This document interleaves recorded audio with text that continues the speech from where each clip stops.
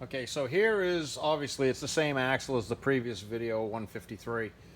This is the Trackless Dana 60. And as I mentioned in that video, this thing is a unique piece. It has some differences between it and a normal Dana 60. And we're going to try A, to not forget any of them, and B, get through it real quick without it being lengthy. But, so, begin with Trackless. There it is, right there. So Trackless is sidewalk plow, as we've discussed there previously. To begin with, this is a Dana 60 architecture. To back up even further is, I don't know that this axle is actually produced by Dana. I don't know that it isn't.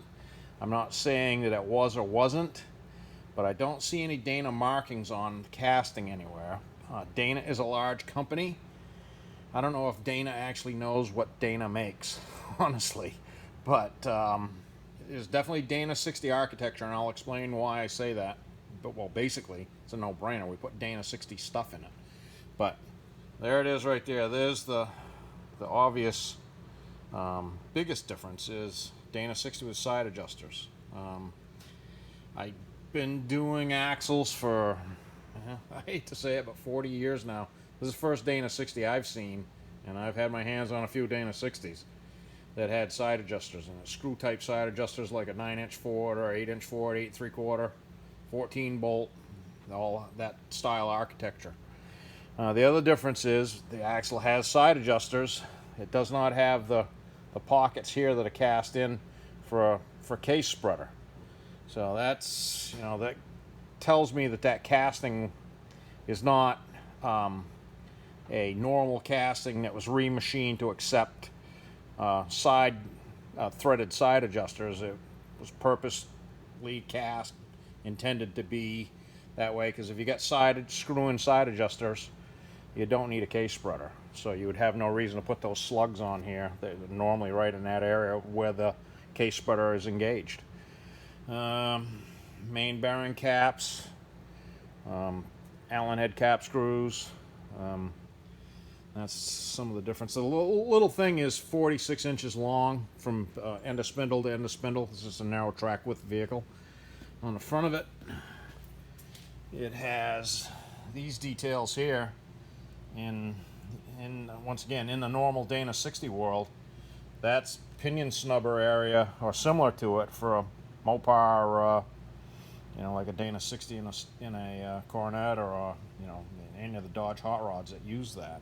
Not saying this is derived from that. And I'll ask Ricky, the mechanic from Kennebunkport, if these are used in the Trackless.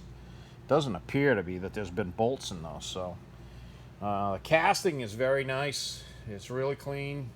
It was clean. I mean, it was physically dirty, but I mean, it's a nice, well-detailed casting. I don't see Dana marked on it anywhere. Once again, I don't know that it isn't Dana, but it could well be. Maybe Dana made this for Trackless. Maybe Trackless commissioned these done somewhere else. It's definitely Dana 60 architecture, because this is a Dana 60 track lock right here that we took out of it. The interesting part is that's machined on top of it. I have another clapped out one of these track lock cases. It's identical to this and smashed up and broken just about the same way. And you can clearly see on the other one that it's just plain, and this has been etched. It's been etched in or stenciled in with a CNC mill. Bears. I don't know what bears refers to. Maybe it's from Canada where they have a lot of bears.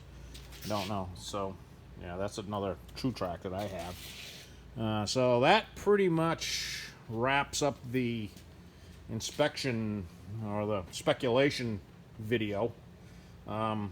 Sorry I got lengthy. I'm going to turn if I can figure out how to do it, I'm going to turn the comments on this one and just see if anybody has any input. I do, on Instagram, I do this thing I call Super Geek Axle Spotter, and there'll be a bunch of pictures on that I'm going to put on Instagram of this when it was all apart. I probably could have done a little video of it when it was all apart, but on Instagram, there I am. Instagram is the lowercase with the lower score, underscore, I guess they call it. And on Faceplant, I'm Austin Machine. On Instagram, I'm Austin Machine and Fabrication with that underscore, all lower caps. If you're watching this video, hit like on these videos. I got a few guys that are watching these videos. Try to remember to hit like on them. It does. I'm just trying to get the ball rolling on this video on the YouTube channel a little bit. So thanks for watching, and looking forward to some input.